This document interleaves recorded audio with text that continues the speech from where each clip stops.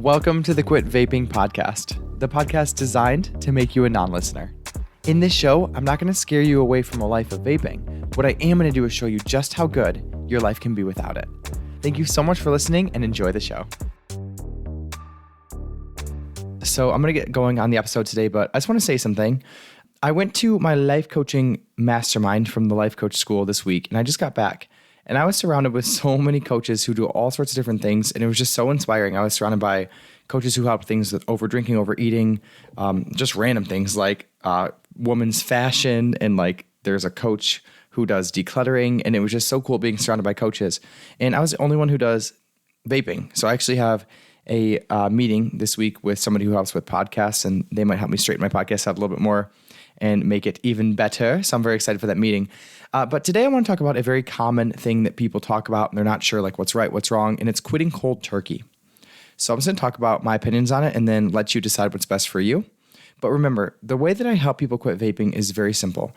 If you no longer believe things about vaping that creates desire, and you can sit with any uncomfortable emotion, craving, or urge, I call those the same things, in your body, then you will stop vaping. You will get through the withdrawal period and you will no longer have a desire to vape. It really is pretty magical.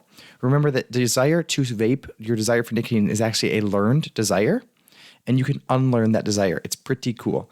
So quitting cold turkey, for anyone who doesn't know, I'm sure most people know what that means, but cold turkey is just quitting like right now, today.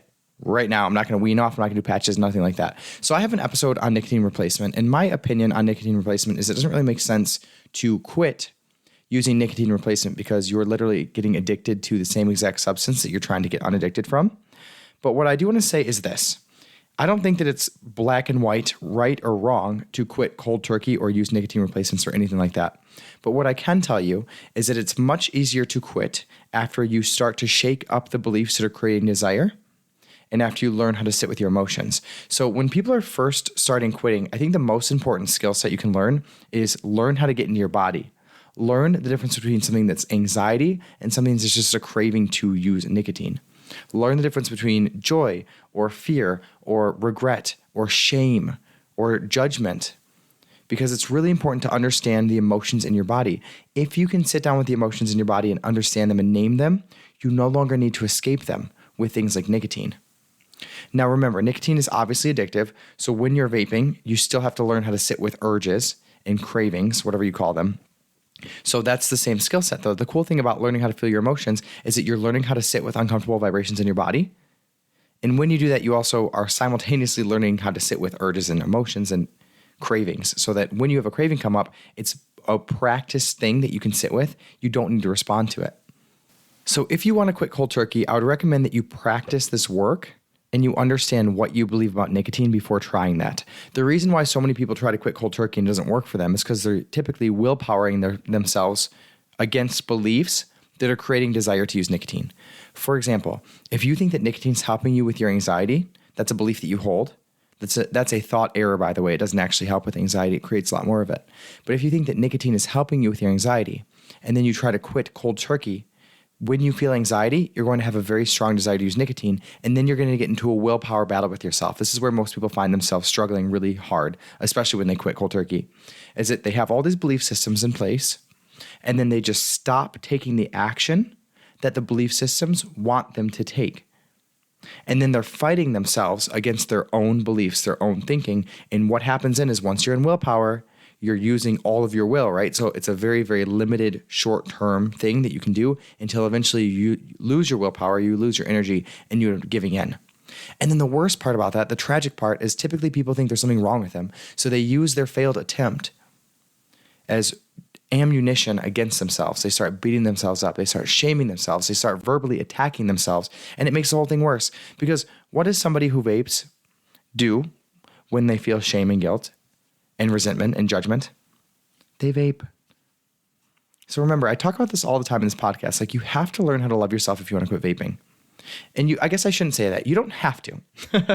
But if you don't love yourself and you try to quit vaping, you're most likely going to fail. And if you don't fail, you're going to hate yourself the whole time that you quit. So what's the point? You might as well be a vapor. I always say it's better that you vape and love yourself than to not vape and hate yourself. I really believe that. Why? Because every single thing that we do in life, everything that we do in life, everything that we want in life is because of how we think we're going to feel when we have it. So if we're quitting out of hatred, it's like you might as well just vape and love yourself. Or you might as well just vape and feel the false sense of dopamine rather than hate yourself quitting. There's no winning when you hate yourself into getting results. Because what happens then is you're only after the result. But I promise you, the best part about quitting vaping is the journey that it takes in order to feel your emotions and be present enough with yourself and be willing to question the things you believe. That's the journey that gets you to be a quitter permanently, so that you're never having to use willpower. You're not having to beat yourself up or go against your own belief or your own thinking. You don't have to fight your emotions when you know how to sit with them with love. You don't need to willpower your way out of cravings. This is the way to quit. It's amazing. So I would say that if you want to quit cold turkey, I wouldn't recommend that until you learn some of the beliefs that are creating desire and you do some emotional work. Because I promise you, if you want to quit cold turkey and you've been feeling your emotions and you've eliminated some of the beliefs that are creating desire, it'll be much easier to quit. I'd rather have it take a little bit longer for you to wean off while doing this work and then quit than try to willpower and force yourself from a place of kind of like authoritarian rule into quitting on a dime when you're not quite ready to do it. And I know I have a podcast saying that readiness is a choice, but I want you to know that you can make that choice after you practice the tools so that it becomes much easier to make that choice. I think so many times we try to get results in our life out of like beating ourselves up and forcing ourselves. And when you want to do something like quit vaping, remember that that's an act of self-love. The reason that you want to quit vaping is because you want to become the person that loves himself enough to do healthy things for themselves, to not avoid their emotions when things go bad, right? So why would you try to willpower your way and force yourself into something that's going to be loving for yourself? It really doesn't make sense if you think about it. I'd much prefer that you're someone who vapes, who learns how to love themselves, than somebody who quits thinking that doing it through force and really self-loathing is going to get them the results they want. Because you might actually quit, but most likely it's not going to last. And what's the point of quitting if you hate yourself? I really mean that. I need to get a t-shirt that says that. Why should I quit vaping if I hate myself? So I've said it before, and I will say it again. This work that I do is so important, but it's not about vaping. Vaping is the window I use. It's the hook I use to show you how to feel your emotions and to choose beliefs that serve you into the life that you want. This is what life coaching is all about. Vaping will be such an easy thing to drop when you do it the way that I teach you. But if you're not quite ready, or if you feel like you have to force yourself into quitting, or you're at a battle with yourself, or you're angry with yourself, I wouldn't recommend you quit cold turkey.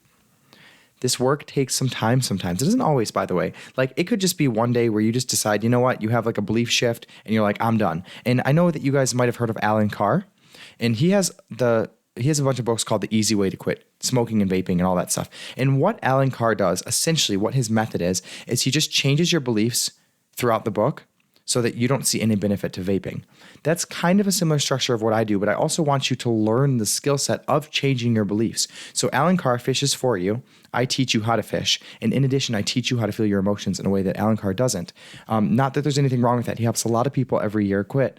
But I like to teach people how to teach themselves how to create the lives they want. That is what life coaching is about. That's why it's so valuable to learn this skill set and how I teach it. So hopefully this makes sense to you guys. And when it comes to quitting cold turkey, I know that it works for some people, but I want to make sure that you're quitting cold turkey in the way that's going to work the best for you. And I talk about my dad a lot on this podcast because my dad is like the stereotypical person I think of when quitting in all the wrong ways. And before he got his leg surgery, he quit cold turkey and he didn't do any mental work at all. He did absolutely no emotional work. And he did no questioning of the belief systems that created him to be a smoker in the first place. So the minute that he got healthy, and the moment the stress reappeared in his life, well, he started coping in the only way he knew how, which was smoking. He's back up to 2 packs a day. And I do want to tell you guys this. As a life coach, one of the tools that I sincerely practice is unconditional love, not just for myself, but for the people in my life. And it took me a really long time to get there, but I can confidently say that I love my dad so unconditionally, even though he smokes 2 packs a day. And that alone, that skill set will come to you from the work that I teach. And it allowed me to let go of so much negative emotion I felt towards my dad, so much fear, a little bit of resentment, to be honest, so much judgment. All that's gone. Now my dad gets to show up exactly who he is, a 40 cigarette smoker a day, and I get to love him exactly that way. And I really want you to have this experience for not only yourself, but also the people that are surrounding you in your life. Because this work, it doesn't just help you stop vaping. It liberates you emotionally so that you can become the person you want to become and genuinely show up as that best version of yourself in any room that you walk into. So should you quit cold turkey, it's completely up to you. Make sure that you are doing it from a clean place. And when I say clean, I mean an emotionally positive place, not a place of forcing or of resentment or of self-hatred or shame, because that's not fun.